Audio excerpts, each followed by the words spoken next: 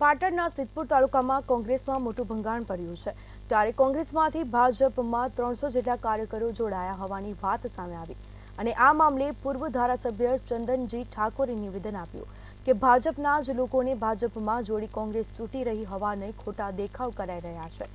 સિદ્ધપુર તાલુકા પંચાયતની બજેટના મંજૂર થયું હતું અને ત્યારે આ બજેટમાં ભાજપે જ 2 સદસ્યો કોંગ્રેસને સમર્થન કર્યું હતું ત્યારે આ જોઈએ ભાજપને ડરી ગઈ છે। ટૂંક સમય પહેલા સિદ્ધપુર તાલુકા પંચાયતનું બજેટ ના મંજૂર થતા ભારતીય જનતા પાર્ટી બોખલાઈ ગઈ છે। ભારતીય જનતા પાર્ટીના 2 સદસ્યોએ કોંગ્રેસને સમર્થન આપેલું છે। એના કારણે ગુજરાતના પ્રદેશ અધ્યક્ષ ભારતીય જનતા પાર્ટીના CR પાટીલ સાહેબને સારું દેખાડવા માટે કઈ રીતે સારું થાય, કોંગ્રેસ સિદ્ધપુરમાં તૂટી રહી છે એવા ખોટા મેસેજ નાખી અને જે વાલા દવાલાનું જે કામ કરી રહ્યા છે એ ખરેખર વાલા દવાલાની વાત એમના પૂરતી બરાબર છે। મારી કોંગ્રેસ આજે સિદ્ધપુરમાં અકબંધ છે। કોંગ્રેસ મારી સહી સલામત છે।